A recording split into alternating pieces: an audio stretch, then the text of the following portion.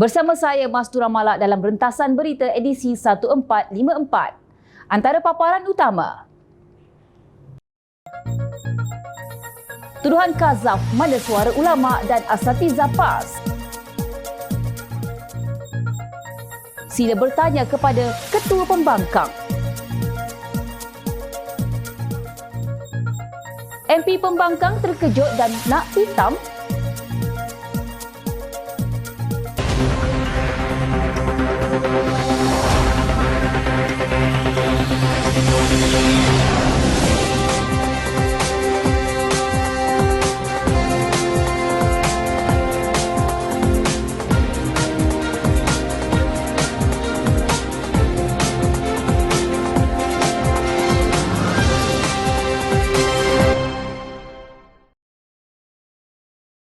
Assalamualaikum dan salam sejahtera.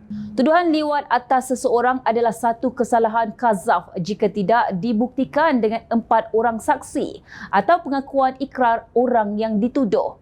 Dalam Islam, kaedah yang digunakan ialah bukti perlu dikemukakan oleh orang yang mendakwa atau menuduh, manakala orang yang dituduh boleh bersumpah terhadap kebenaran tuduhan tersebut.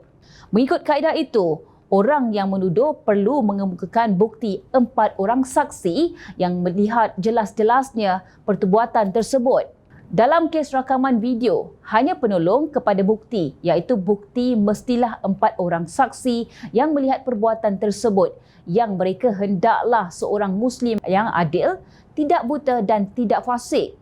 Senator Dewan Negara Datuk Seri Dr. Mujahid Yusof Rawa menegaskan bahawa tuduhan Kazaf kepada umat Islam yang lain amatlah berat dan tidak boleh sewenangnya diucapkan. Bekas Menteri Agama itu berkata, kes membabitkan Perdana Menteri Datuk Seri Anwar Ibrahim telah pun selesai di mahkamah, maka ia tidak seharusnya dibangkitkan lagi. Beliau turut mengingatkan pesanan Rasulullah sallallahu alaihi wasallam tentang laknat Allah yang bermaksud fitnah itu sedang tidur, Allah melaknat orang yang mengejutkannya. Tuduhan Kazaf amatlah berat. Ia sebahagian daripada undang-undang jenayah syariah untuk memelihara kehormatan manusia. Lagipun kes ini telah selesai di mahkamah, tidak perlu bangkitkan fitnah lagi, katanya ringkas di Petik Harapan Daily. Pada masa sama, Mujahid berkata terpulang kepada Datuk Seri Anwar Ibrahim sama ada mahu mengambil tindakan atau tidak kepada Ahli Parlimen Putrajaya Datuk Dr. Muhammad Razzi Muhammad Jidin susulan tuduhan Kazaf dilempar terhadap Perdana Menteri itu. Terpulang kepada yang dituduh, apakah mahu mengambil tindakan atau tidak. Semoga budaya fitnah dihentikan dan Ahli Parlimen dan politik berpegang pada budaya politik beradab. Nasihatnya lagi. Kemarin, Razzi dalam sidang Dewan Rakyat mengeluarkan kenyataan menghina apabila mendakwa Anwar melakukan perbuatan tidak bermoral. Imam Nawawi daripada mazhab Syafi'i menyatakan bahawa Kazaf ialah tuduhan zina ke atas seseorang untuk menghinanya.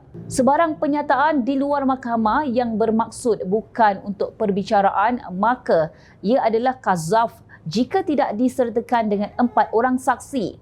Untuk rekod, Presiden PAS Tan Sri Abdul Hadi Awang pernah menulis buku menjelaskan tuduhan terhadap Anwar adalah Kazaf kerana tiada pun 4 saksi lelaki, Muslim, adil dan balik melihat dengan mata kepala sendiri. Buku Kazaf mangsa fitnah itu dihasilkan Abdul Hadi tidak lama selepas Anwar didakwa di mahkamah pada akhir 1990-an. Pada 2018, Khairi Jamaluddin juga pernah kalah saman fitnah dan diperintah membayar RM150,000 kerana menuduh Anwar terlibat dalam kegiatan tidak bermoral. Alasan bahawa Anwar telah dijatuh hukum oleh mahkamah tidak diterima. Sehingga kini, tiada seorang pun ulama PAS yang kononnya muktabar, hebat dan pemegang kunci syurga tampil menegur rakan pembangkangnya bersatu selepas mengeluarkan tuduhan Kazaf terhadap Perdana Menteri. Begitu juga para asatizah dan selebriti agama yang selama ini bukan main mengeluarkan kenyataan jika terkena kepada orang lain.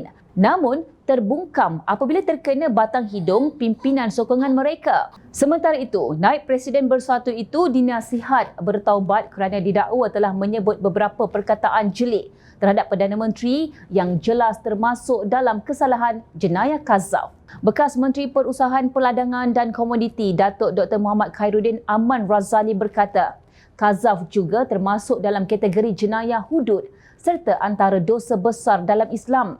Ia menjadi satu kesalahan jenayah syariah dalam Akta dan Enakmen Kesalahan Jenayah Syariah di negeri-negeri dalam Malaysia. Bagaimana perkara itu dibiarkan berlaku dalam Parlimen tanpa sebarang teguran, sedangkan dalam Parlimen terdapat ustaz-ustaz yang mendalami pengajian Islam dan memperjuangkan pula pelaksanaan hudud dalam negara, kata Muhammad Khairuddin yang juga bekas ahli Parlimen Kuala Nerus menerusi hantaran di akaun Facebook beliau. Razi dengan penuh biadab mengeluarkan perkataan berkenaan ketika bertikam lidah dengan Anwar semasa Menteri Keuangan itu menggulung perbahasan usul kajian separuh penggal rancangan Malaysia ke-12 di Dewan Rakyat Selasa lalu. Hey, tak boleh bangkit. Saya yakin dia keluar. Nanti kembang. Hai Ketua. Sama-sama kita nantikan dalam tempoh terdekat ini ada atau tidak para ulama muktabar atau para asatizah yang cenderung kepada Perikatan Nasional PN akan membuat teguran secara terbuka untuk peristiwa ini. Kita lihat sejauh mana Perikatan Nasional, Ketua Segala Ulama sebagai Presiden PAS dan Presiden Bersatu yang merupakan anak kiai yang ada di dalamnya mengutarakan apa yang mereka katakan kononnya ingin menegakkan Islam di negara ini. Firman Allah Subhanahu Wa Taala dalam surah An-Nur ayat 4 yang bermaksud, dan orang-orang yang melemparkan tuduhan zina kepada perempuan yang terpelihara kehormatannya, kemudian mereka tidak membawakan 4 orang saksi, maka sebatlah mereka 80 kali sebat dan janganlah kamu menerima persaksian mereka itu selama-lamanya kerana mereka adalah orang-orang yang fasik. Renung-renungkanlah. 12 September lalu, Ahli Parlimen Ketereh Datuk Claire Muhammad Noor kononnya menzahirkan kekecewaan sehingga mendedahkan terpaksa guna duit sendiri untuk memberi sedekah bagi sesuatu kematian dalam kawasannya. Katanya, dalam sehari terdapat 5 ke 7 kematian dalam kawasannya yang memiliki kira-kira 300,000 penduduk. Tambahnya, pejabat pusat khidmatnya juga tidak dapat beroperasi kerana tidak mempunyai peruntukan untuk berbuat demikian. Oleh itu, beliau berharap Perdana Menteri Datuk Seri Anwar Ibrahim dapat berlaku adil kepada semua ahli parlimen pembangkang dengan memberi peruntukan sewajarnya. Permintaan terakhir daripada saya mohon YB Tambun berlaku adil kepada semua ahli parlimen pembangkang. Peruntukan kena bagi. Saya menghadapi masalah. Pusat khidmat saya tak boleh beroperasi sebab saya tak boleh nak sewa. Saya tak boleh nak bayar gaji. Saya pergi melawat orang yang mati pun satu hari 5 ke 7 orang. Penduduk kawasan saya 300,000 orang. Kena bagi sedekah guna duit saya sendiri. Katanya membahaskan kajian separuh penggal rancangan Malaysia ke-12 RMK-12. Sebagai respon, Ahli Majlis Kerja Tertinggi MKT UMNO Muhammad Puan Zakarsi kasihan dengan gelagat Ahli Parlimen Perikatan Nasional PN di Dewan Rakyat beberapa hari lalu yang terjerit-jerit meminta peruntukan daripada kerajaan.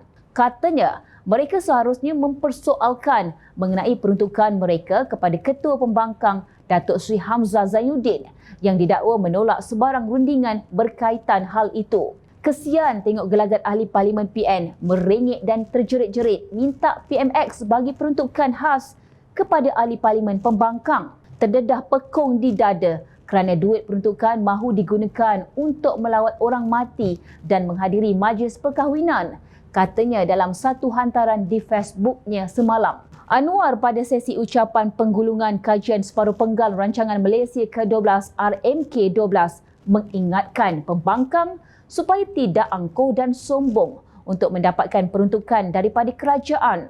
Namun katanya, mereka perlu berunding dengan kerajaan sebagaimana dilakukan ketika kerajaan di bawah pentadbiran bekas Perdana Menteri Datuk Seri Ismail Sabri Yaakob sekiranya mahukan dana seperti dibangkitkan. PMX setuju bagi peruntukan setelah berunding dengan Hamzah selaku Ketua Pembangkang.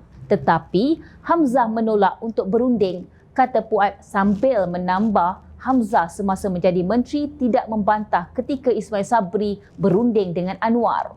Anwar sebelum ini juga memaklumkan bahawa timbalan Perdana Menteri Datuk Seri Fadilah Yusof turut ditugaskan untuk berunding dengan wakil pembangkang berhubung isu pengagihan peruntukan berkenaan.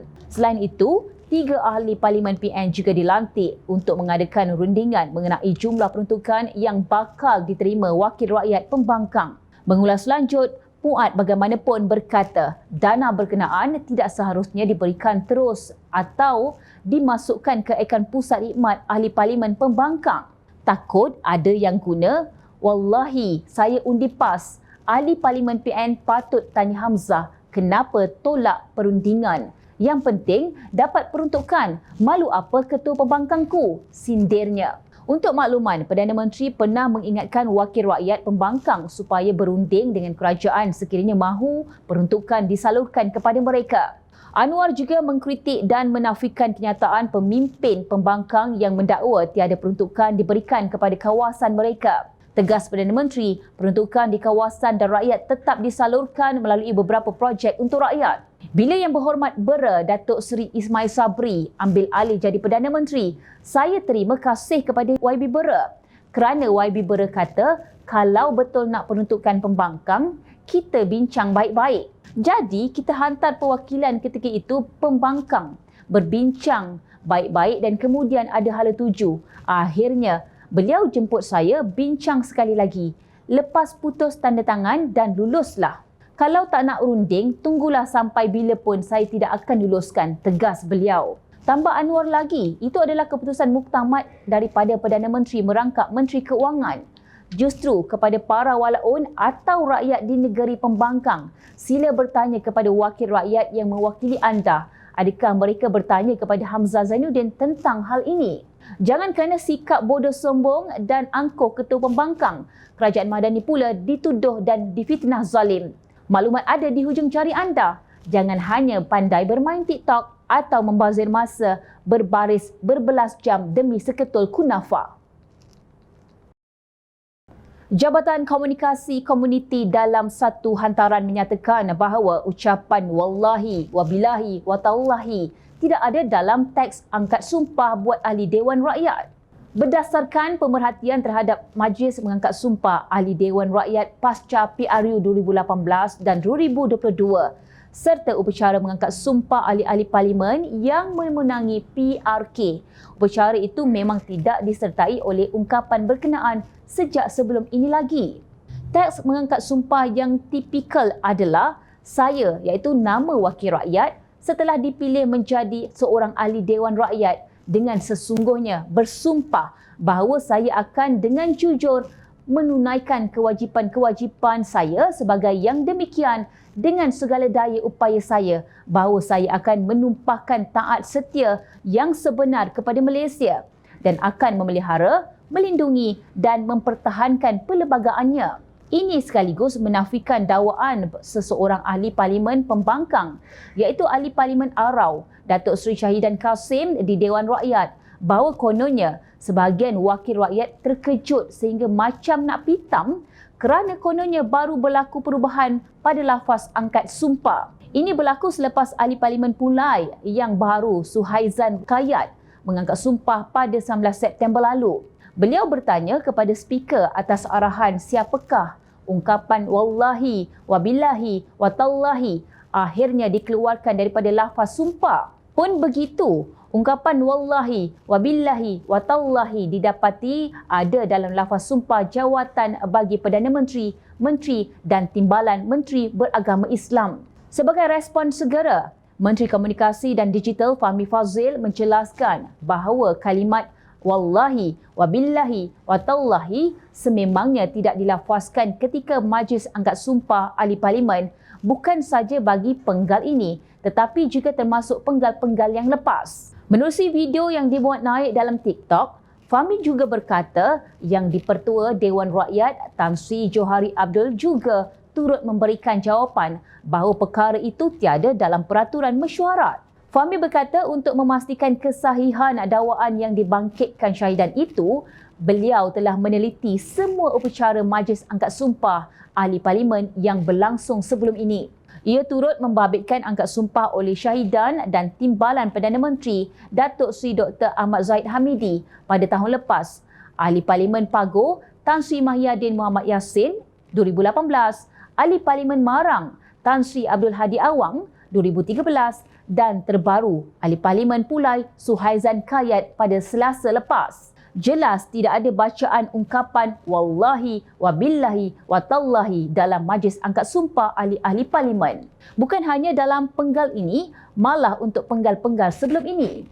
Datuk Seri Syahidan hentikan cuba membuat provokasi dalam Parlimen dengan kenyataan-kenyataan yang tidak berasaskan kepada fakta. Apatah lagi bila terbukti Datuk Seri Syahidan sendiri sebagai ahli Parlimen tidak membaca ungkapan yang Datuk Seri sebutkan itu, katanya lagi. Fahmi dalam pada itu turut menasihati masyarakat agar melakukan semakan terlebih dahulu sebelum menyebarkannya.